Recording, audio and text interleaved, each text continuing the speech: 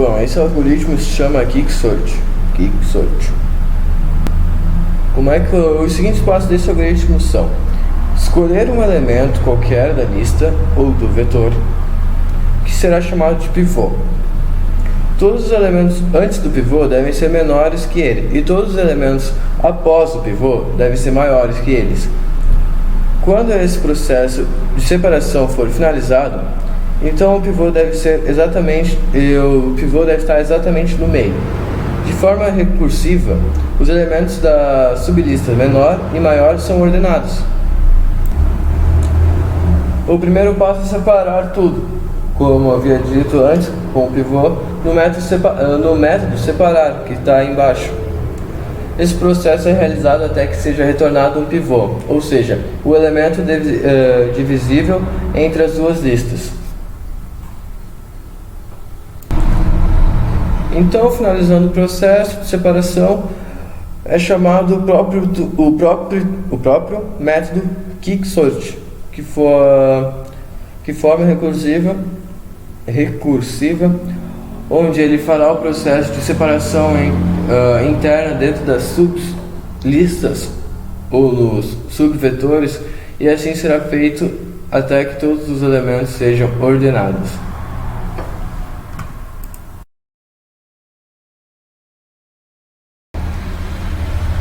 Bom, já o método de ordenação Bubblesort consiste em percorrer a lista várias vezes, comparando dois números de cada vez. Quando o primeiro for maior que o segundo, troque-se as posições. Caso contrário, os valores permanecem nos seus respectivos lugares. Uma lista ou pode ser um vetor também. O laço for percorre o primeiro elemento até o último menos 1. Ele nunca chegará a ler o último elemento, verificando se o elemento atual que está sendo lido é maior que o próximo. E a cada etapa que percorre todos os elementos. E então assim, toda vez que vai percorrendo no for, ele cai nesse if. Que acontece se o primeiro elemento, que é o j, que é o vetor na posição j, for maior do que o segundo elemento, que é o j, que é o vetor na posição j mais 1,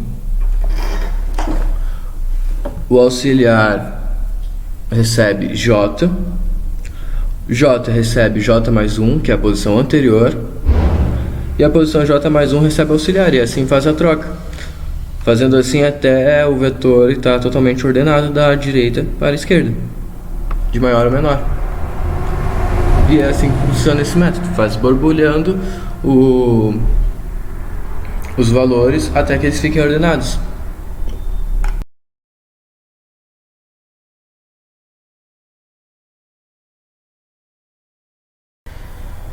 Bom, esse algoritmo se chama Insertion Sort.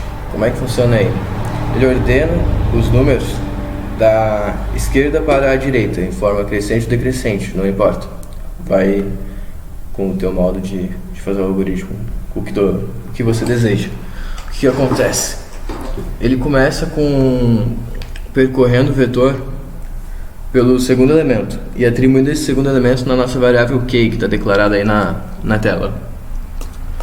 O algoritmo começa fazendo uma interação em todos os elementos do vetor, a partir do segundo elemento. Por isso, o for ali, j começa com 1 e não... Bom, j começa com 1 e não com 0. A variável k armazena inicialmente o primeiro valor lido pelo laço for, que no caso será o segundo elemento do vetor. O segundo laço itera sobre os valores que estão antes da variável k. A iteração continuará até que os valores de i seja maior ou igual a 0 e o valor do vetor na posição i seja maior que o valor de k.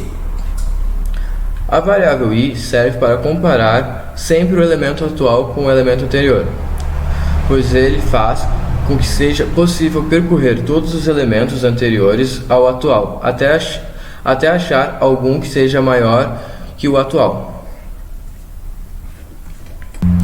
fazendo com que ele seja substituído. Conforme a iteração for avançando, os elementos à esquerda vão ficando ordenados. E é assim que funciona o nosso método.